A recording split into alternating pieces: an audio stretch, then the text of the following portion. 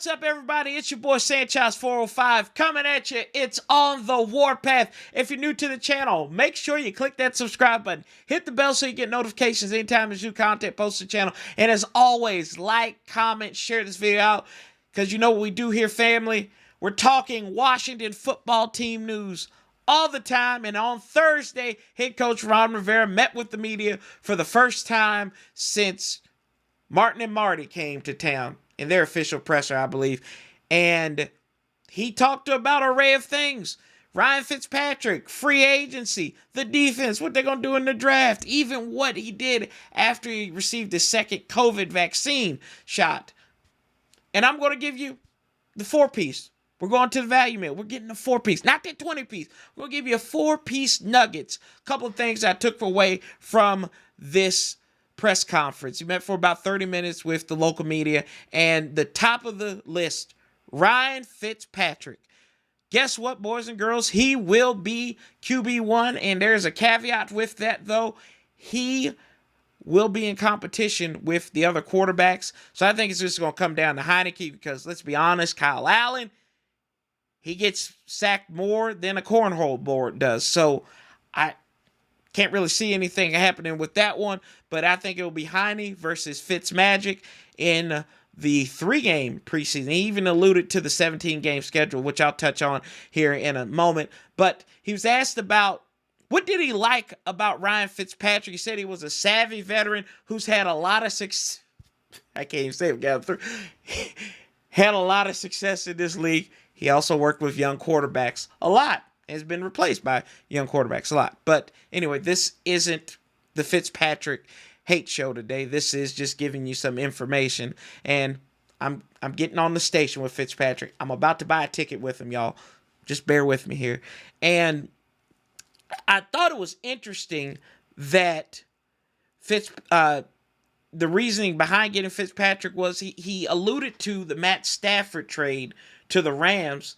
And it was reported to me that Washington didn't make an offer for Stafford. And it looks like once that fell through, they had to reset and reload their guns. And they went after, they were planning on going after Fitzpatrick. And that's what happened here. So we see that we have Ryan Fitzpatrick. He's going in as QB1. And they also asked him, do you think you're going to add a quarterback? He said he's not really sure. It just depends on how the board falls. And to me, I think that may mean we might not get a quarterback this draft. He even alluded it could be a couple years down the road. And it looks like Washington is going to try to recreate with what happened with Alex Smith down the stretch. You bring your veteran in there, but hopefully Fitzpatrick can stay and play. And health hasn't really been a problem. It's been more or less his performance. Ron alluded to analytics that he has improved over the last 3 seasons as far as play goes, and the winning to loss percentage isn't really there yet, but we'll see with this team, and he has the best defense that he has ever played alongside of, so that's going to be really interesting. He added to the wide receiver room, of course, Samuel Humphries comes there. He talked about the vertical game of Curtis Samuel and how it can compare and be parallel with Terry McLaurin, and also how Humphries can work the slot, work the linebackers in the middle of the field as well, and along with the tight ends. And the only question I had is what tight ends? We only have one. It's Logan Thomas, who's a reformed quarterback. But either way, he liked those moves and flipping to the other side of the ball defensively. They asked about the signing of William Jackson III. Remember, the 3 sticks means you have to be fancy on this. And they like what they saw out of him. He didn't really want to give too much about it.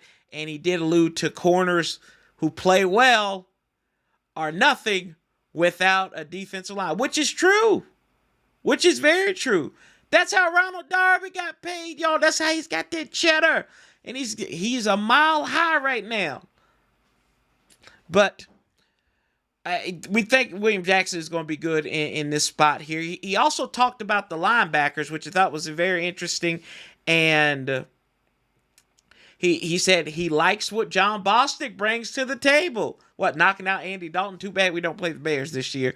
And he likes Cole Holcomb. He said that verbatim there. So I thought that was very interesting. And a quote that he had made which I need to find here real quick, but he said that this is still in a process.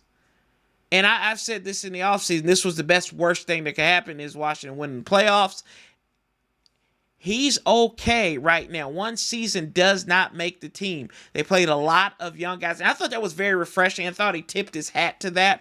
But I thought it was very sharp, and I thought it was very good to be like, hey, you know what, guys, calm down. You know, we're going to get better. We're getting better as a team. But this is we're going into year 2 of this 3-year process. So I felt a little refreshed when I heard him say that. And he also alluded to how the new front office is working, how they're divvying out responsibilities. Marty Herney likes to be a road warrior, goes out there. Martin Mayhew's more of an office guy, but he has been out at a couple of pro days. I think he was at Justin Fields along with Scott Turner and Trey Lance's. So those were kind of interesting. You don't really like the quarterbacks. You might not get a quarterback for 2 years. Might be a little bit of coach speak, but who really knows in that respect? But I liked this press conference. I thought it gave a lot of intriguing nuggets. Like I said, it was a 4-piece. He talked about the draft and kind of the challenges they have there without going to a combine and these pro days. You can't really interact.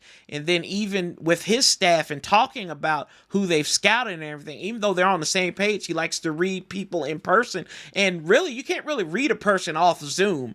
I mean, I've been told personally that it looks like I have a resting brother face there for the most part. So I get where he's coming from, that you want to read that, you want to sense that aura and that energy in that room. So hopefully they can get there and social distance as well. And then the last thing that I picked up on was the 17th game.